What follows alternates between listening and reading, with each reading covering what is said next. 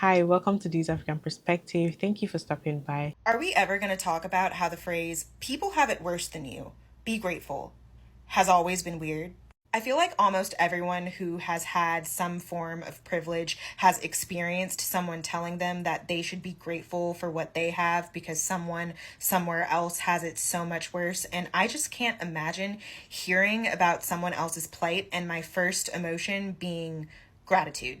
Like, I'm not trying to get too deep into it because this might be a reach, but I literally think that that mindset is like 2% of the reason that billionaires exist. Literally, 5 to 8 of the richest men in the world could get in a room, fill that room up with some of the brightest economists from every country, and fix world hunger, but they don't because they can't feel grateful for what they have unless someone else is suffering and being unalived over it.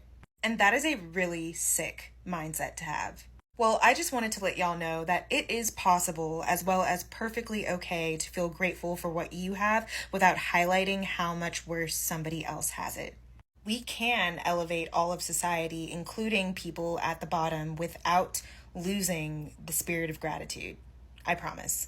Bro, I be doing Uber out here in LA, and one thing I know is that rich people don't tip as much as poor people or people who have less than them. I delivered to Homely Hills, Beverly Hills, Calabasas, any hills you can think of, and them people only tip like $2 or $3, mostly $5. And there's people who live in the hood or who have less than them be tipping me $10, $15, $20. I don't get that. Like, it's very reversed. I don't know, bro. I just don't know how you can have a tennis court, pool, grotto, all these cars and only tip $2. I'm not saying that, oh, maybe the customer service was bad. Nah, bro. It's always a smile and how you doing and have a nice day. I don't know. One of the reasons why the wealthy and the poor are so different is because the wealthy do not depend on a sense of community in the same way that the poor do. And because they lack that sense of community, of course, they're going to be less considerate. But with the sense of community that the poor have, it often holds them back because that implies that you have to make personal sacrifices for yourself to benefit your brother, your sister, your friend, your neighbor. And those personal sacrifices at times, but not always, keep you poor. Emily is super wealthy. Emily is also super hungry. She gets in her Range Rover, drives to Nobu, and eats a delicious meal. Now let's take Sharon. Sharon is 9 years old. She's hungry as fuck. There's no food at home. She goes and knocks on her neighbor's door. Jason opens the door. Jason has a meal in his fridge. It's leftovers from yesterday, and that's the only meal that he has. He feels bad for Sharon because she's 9 years old and hungry as fuck, so he gives her his last meal. Now, Jason has to go out and buy more food for himself. He just lost something to benefit somebody else. Now, I'm not saying that sacrifice that Jason made was a bad one. It was a beautiful one, a very honorable one. But that sacrifice snowballs into something much bigger. Let's say Jason is the oldest in a family of 6. He starts making decent income. Not great income, but decent income. His 3 siblings are starving. They don't have health insurance. Their house is collapsing. So he starts providing for his family, supporting his family, advocating for them through his money. Now, say Emily has the same exact job. They work at the same place, but Emily comes from wealth. Emily doesn't have to advocate for anyone but herself. She can spend her paycheck on purses and makeup and gas, whereas Jason has to think, okay, are my siblings going to eat today? Is our roof going to collapse?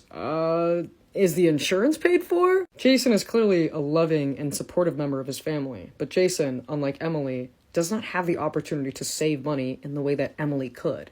And so Emily, born into wealth, gets to gain more wealth and obtain a lifestyle that her parents probably have for themselves already, whereas Jason might stay in the same tax bracket as his parents because he has this sense of community that he feels loyal to. I'm not trying to encourage people to be individualistic and to abandon their community values, but rather I'm trying to explain generational poverty, because things are not as simple as they seem. You might be working the same job with Jason, with the same salary, and thinking to yourself, wow, Jason can't save money for shit. Jason never has good food to eat and cool clothes to wear. Jason isn't just paying bills for Jason. Jason is paying bills for 5 other people, whereas you just have to worry about your rent, your meals, and your clothes. And that sucks for Jason. But that doesn't mean that Jason should just say, bye-bye, family. Love goes a long way. I don't know. You guys get what I'm saying. Hard work doesn't pay off. And if you're in your 30s, you'll know exactly what I'm talking about. It used to be that education was the gateway to financial success. That's no longer the case. The average 30-something-year-old can't afford to buy a house. They have little to no savings, and 30 to 50% of their income is going towards paying off debts. It used to be that if you were employed at a decent job in your 30s, you could afford to live alone. Now, more and more young adults in their 30s still living at home with their parents. Something as simple as procreation, which is necessary for the existence of the human race, is now viewed as a luxury. In fact, the more children you have, the more you are judged. On paper, we did everything right. We went to good schools, we got our degrees, got our diplomas, we got hired at decent companies, but we're still poor. And guess what? Our parents who had matric certificates, got into the police force, were able to buy houses. Our parents who were middle class but were still kind of struggling are richer than us with our polished English, our fancy degrees, in our high-rise offices. Isn't that just wild? So when we were in college and like studying, going to school, we were just like stressed from the whole situation because it's not easy, like just having to constantly study, just repetitively have to cram up so much stuff, load it up in your brain, and then go and download that in the exam, and then you pass. Yay! So there was a situation where they actually reported that there was a guy that the guy that was supposed to be in school, and his parents thought that he was in school. They kind of like spread a lot of gossip, like things that happen in other people's lives. They said this guy was supposed to be in school, but his parents were paying his school fees. Like they're like, oh yeah, he's in school, only for them to find out that this guy wasn't using the money the parents were paying him to go to school, but instead he was taking that money to go to start up a business, and he was already flourishing in his business for years that they thought he was in school. And it was like, they're like, why the hell did you lie to us and tell us that you're in school? And then when I heard that, it hit me, and I was like, do you know how much I've actually spent being in this school? Like, yeah, the money might not be there like all at once, like, oh, give me all that money, let me just go start up a business. But if I was like using it little by little, then I would have already been a business owner, because while being in school, the constant money that's being spent, like you wouldn't even know, like you're just seeing the money's just leaving your account because you're paying for this, you're paying for that, you're paying for this. So I was just thinking about it. I was like, wow. Like, yeah, because then I thought about the situation when it comes to like people who are rich, like a lot of people that have so much money, they didn't have the money because of their college degrees. Instead, a lot of people who have college degrees, like people who are illiterate, who literally, some of them who didn't go to school. Now, I'm not trying to say going to school or being educated is bad, but I just like thought about the situation of some people, and I realized some rich people who are hiring these people who went to college, they didn't really go to school. They just are business owners. We can't afford milk. We can't afford eggs. We can't afford our rent. We can't afford our... What I'm about to tell you is going to be really shocking for some of you guys, so please listen. If you haven't watched this person's full video, please go watch it real quick before you watch mine. For anyone who's taken psychology before, you've seen Maslow's hierarchy of needs before. Basically what this shows is everything that us humans need in order to be happy in life. And the reason it's shown in this like pyramid is because you can't reach those other levels until you get the first one and then the second one. When I was in high school and college and we were learning about slavery and dictatorship, we had students asking the teacher, well, how did these people know that they weren't under dictatorship? How did they not know that they were slaves? And that's when the teacher pulled out this pyramid. He explained to us that these people didn't realize that they needed to save themselves from slavery or the dictatorship because they weren't even getting their first needs met. And you can't think of anything when you're hungry or when you're not feeling safe or when you don't have a home. And these people had to rely on their masters or their dictator to get them that food. There is a reason why the federal minimum wage hasn't been raised since the 90s. Because if we have the money to reach all the levels of this pyramid, then we don't have to rely on anybody but ourselves. If you haven't realized this already, The government needs us to rely on them. There's a reason they're not helping poor people or people who are lower class. And they get away with this by teaching us from a very young age that America is the only land of the free. It's kind of crazy that we never thought about how weird it was for us as elementary school kids to be singing about how great America was and how we were better than everybody else. And they teach us that the police and the government is here to protect us. We're just supposed to follow the laws and do what we're told. And they show us pictures and videos and stories of what dictatorship and slavery is supposed to look like, and how we are definitely not that. And they talk about how our country is built upon how people can do whatever they want, and they don't have to follow the orders of a king or a queen. But we don't have as much free choice as they make us think we do. Because if we don't work for them, we die. And sure, they don't kill us themselves. They just let us starve. And that's why in a lot of places it's illegal to feed homeless people. And there's a second level of the pyramid that mentions health. I'm sure you've heard before that they pump chemicals into our food. And while those chemicals won't make you sick right after eating it, they do eventually make you sick. That is why so many people are dying from cancer and a lot of other illnesses. And if we have to keep going back to the hospital that's very expensive, by the way, then we only have enough money for the first level of the pyramid. Once again, we only have the money for water and food and shelter and clothes.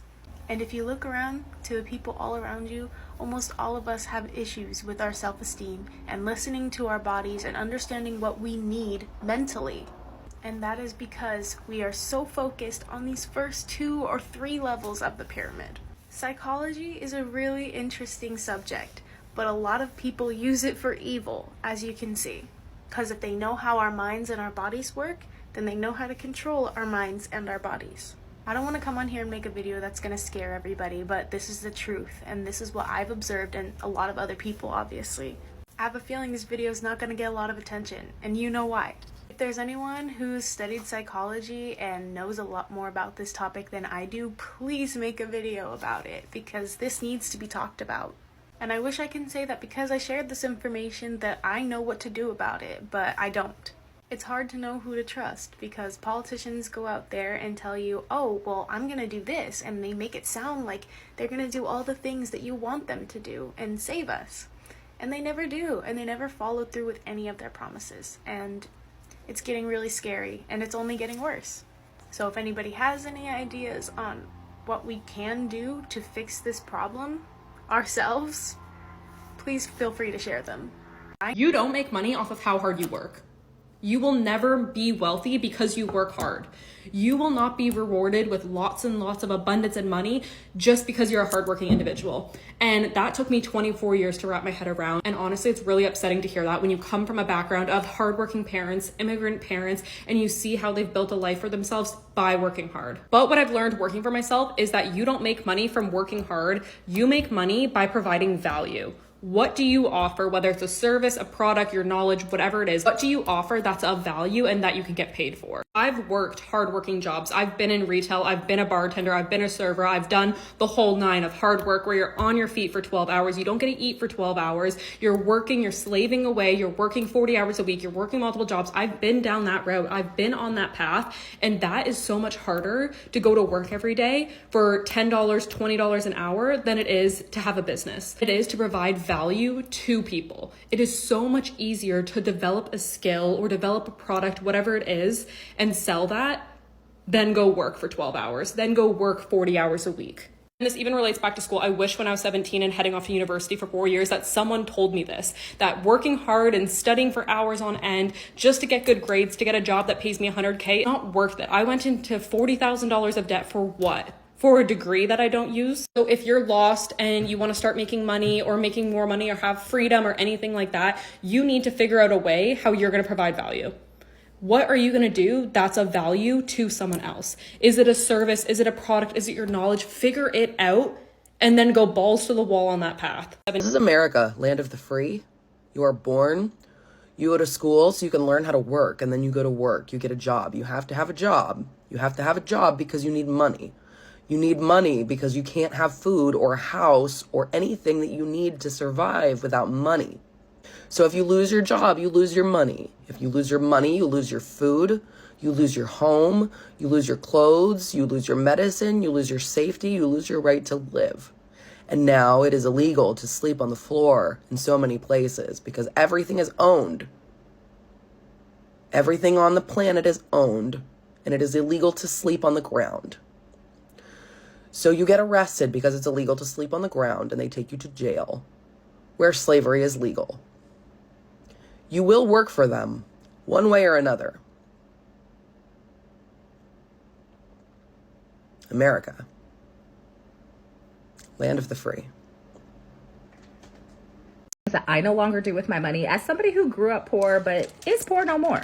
Number one, and this one might be a little bit controversial, but I don't lend money to family or friends. I saw Oprah said a long time ago that she doesn't lend anything that she can't afford to give away. And if that is good enough for Oprah, it's good enough for me. And the truth is, I can't really afford to give away much. So I do not lend money to family or friends. If the bank won't lend you money, baby, I'm not going to lend it to you either. So in order to keep the sanity and to keep my relationships, I just have a blanket, I don't do that policy. Now, there are a short list of people, my mama, my best friend, my partner, who if they needed something, I would not hesitate in a heartbeat to cash out and take care of what they needed. But it would not be in the form of a loan. It would be in the form of, here, you can have this, get what you need taken care of, and don't ask me again. So I don't lend money to family or friends. Next, I don't try to keep up with the Joneses. You can either be rich or you can look rich. Most people cannot afford to be both, and I would much rather be rich than look rich. So the car that I drive is 4 years old. I bought it used. A lot of people gave me criticism about buying a used car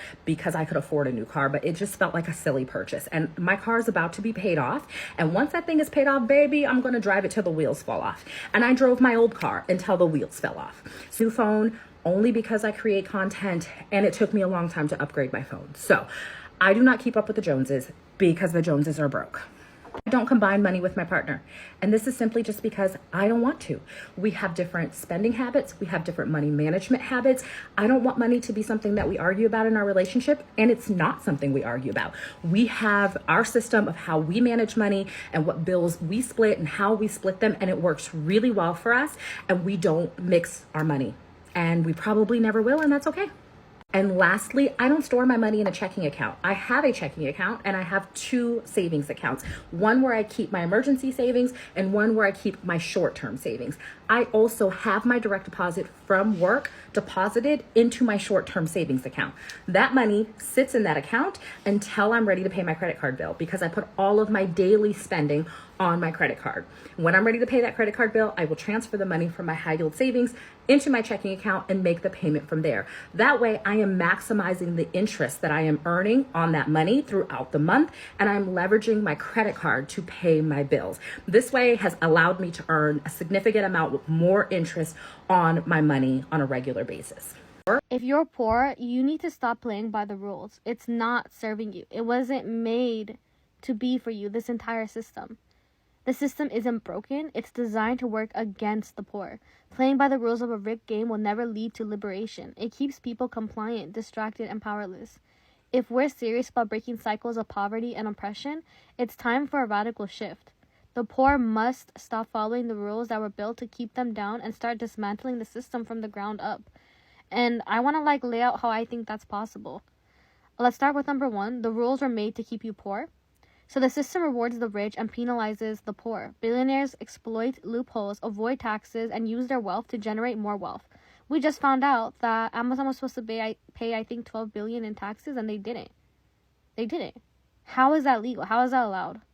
Meanwhile, the poor are told to, quote unquote, work hard for scraps, all while being taxed disproportionately. And education, housing, healthcare, and upward mobility are systematically locked behind barriers of cost and bureaucracy. The rules are designed to keep people out, not let them rise. I also want to point out that hard work is a scam. Society tells you that if you work hard enough, you'll succeed. But the truth is that the rich are born with advantages, connections, capital, and safety nets. That hard work alone can never be replicated, ever. And the rules keep the poor trapped in underpaid, overworked jobs that barely cover basic needs. Meanwhile, CEOs rake in millions by exploiting the labor of those same workers. Obedience keeps you powerless. And I'm going to repeat that. Obedience keeps you powerless. The system tells you to play nice, stay in line, and wait for your turn, but compliance isn't rewarded, it's exploited. The poor are expected to follow laws and systems that the wealthy break without any consequences at all. The rich didn't get rich by playing fair, they took risks, exploited systems, and broke rules. Why should the poor be held to a moral standard that their oppressors ignore? Why? We need to defy the system that keeps you in change. The system thrives on keeping people in debt and spending money they don't have to maintain appearances, but opting out, whether through minimalism, bartering, or DIY alternatives, strikes at the heart of capitalism's control. They need you to keep consuming, and if you keep doing that, you'll keep staying in that system. You'll keep your chains on. The system isolates people, making them believe they're alone in their struggles, but organizing, unionizing, and community building disrupt the rules that keep people divided and powerless. And if you don't want to do the work, I highly encourage you to donate to their cause, because these organizations are very powerful. The rich have amassed their wealth through centuries of exploitation of labor, land, and resources, and redistribution isn't theft, it's justice. Take what you need. Hoarding wealth while millions struggle is a crime against humanity. Whether through grassroots mutual aid, community takeovers, or outright defiance of property laws, reclaiming resources is an act of survival, not rebellion. And I need y'all to stop believing in legitimacy. Laws exist to protect the interests of the wealthy, not the well-being of the people. What's considered legal often serves to uphold oppression, while acts of defiance are labeled criminal to scare people into submission. We need to redefine morality. The rules you're told to follow aren't inherently right. Feeding your family by any means necessary isn't wrong. Breaking unjust laws isn't immoral, it's revolutionary. We also need to build parallel systems under the current system that we're in. So the poor can't win in a rigged system, so it's time to build alternatives. We need community gardens. We need worker cooperatives. We need free clinics. And alternative currencies can thrive outside the oppressive structures of capitalism. Stuff like giving things away for free. If you have fruit trees in your backyard, give it away to your friends and family and community so people don't have to buy it, right? Giving stuff on free and for sale pages, right? But giving things away for free, bartering, letting your neighbor borrow your ladder if you have one and they don't, so they don't have to buy one. These are the things we should be doing. And I just want to emphasize that small acts of rebellion, like sharing resources, refusing to pay exploitative debts, or reclaiming abandoned spaces, chip away at the system's control. And I need y'all to stop waiting for permission. The system teaches the poor to wait for approval from the government, from employers, from the wealthy elite. But the truth is, no one is coming to save you, and waiting for permission is just another form of control. Every second spent playing by the rules is a second lost to oppression. And liberation begins the moment you stop asking if and start doing. Amazon is such a scam. I bought these headphones a couple of days ago, and recently Amazon announced something like a Black Friday deal. I know Black Friday was like, it's going to be in a month, but for some reason they're putting out deals now. And I checked these headphones on Amazon from the same seller, and right now they're selling these headphones for $348, saying that it's down by 13%. So the list price is $399.99. However, I ordered these headphones, exactly the same headphones, a couple of days ago.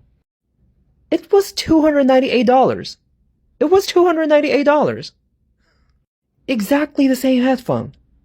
And they're saying that they're putting this on sale. It's like a so-called like a Black Friday deal or something. If you're on the fence about the Walmart boycott, I have one more piece of information that we can add to the fire. It's clear that they do not give an F about us now, but they really didn't give an F about us back then. When they got their start, they would deliberately go into small towns and price their products so low, artificially low, like under the market, they could not afford it, to put small businesses out of business. So they were targeting small mom and pop shops, putting them out of business so that they would be the only shop in town. So if you're one of those towns where you're like, but the only store we have is a Walmart, that was done intentionally. They did that. They put hardworking American families completely out of work for their corporate greed. So I am all about this boycott. Keep it up. A lot of people that are very rich really do not have sympathy. That's what people do not understand. Like, to some extent, for you to actually get some certain level in life, you just have to be wicked. when I say wicked, what you consider being wicked and mean and being heartless, that is just what you need to do. To be honest, like as simple as that, you need to step on people's toes, like cross, like really backstab people, destroy some people's life, ruin it without even giving a damn. Like that's that type. Like that's that type of riches where you don't care. And I have noticed that like when it comes to like poor people, I've realized that going to visit like poor people and rich people, you will notice that when you go to poor people's houses, they are very welcoming, they're very homely, they will sacrifice a lot of their stuff, what they have, they will give it to you. But when you go to rich people's house, you're even trying to eat, you will notice you just have very little amount of stuff and they treasure and cherish every little stuff that they have in their home. Don't you dare break nothing. Like you shouldn't break that. Do you know how much I bought that for? And you would be so careful with things. Like you get those rich people that are very like you would think, oh, just because somebody is rich, oh, you're just gonna go there and spend all their money or do some crazy stuff or have abundance of stuff. No, they're very careful with where their money is being spent at. If it's not an investment or something, just something to boost evil, then that's that. Like really, like you ain't gonna get all this charity, someone just like giving you things. At the end of the day, the people who would be more givers to you will be the poor people, the people that don't have enough. They'll be the ones being lavish when you go to places. They'll be the ones spreading and spraying it all out there. Will be the ones who don't have it. And even when it comes to like being flashy, being like buying the most expensive things, it's usually people who don't have much, who don't have as much. They're the ones who always like buying like all this luxurious stuff. They're like going to like just be flashy. When you just see them, you have to see them from far away, and they're just loud. And then you notice that those who have it, mm-mm, most of them, some of them will just wear some little, like just some basic outfits. Yeah, it might be qualitative and good, but a lot of them are just like really trying to be basic and silent. Okay, you ain't getting nothing. Like do what you think you're gonna get. Before they offer you something, you must have served them so much. You're not just getting charity work. When they do, they're not doing anything for free. They're not doing anything for free. You're not getting you're not getting anything for free, to be honest. You've made it to the end of this video. Thank you so much for making it to the end. I really appreciate you. Please don't forget to click the like button as it helps with the algorithm, and I definitely appreciate that a lot. And subscribe to the channel. If you're new here and you're watching me for the very first time, make sure you hit the notification bell to get notified every time I post a new video. I will see you on the next one. Bye.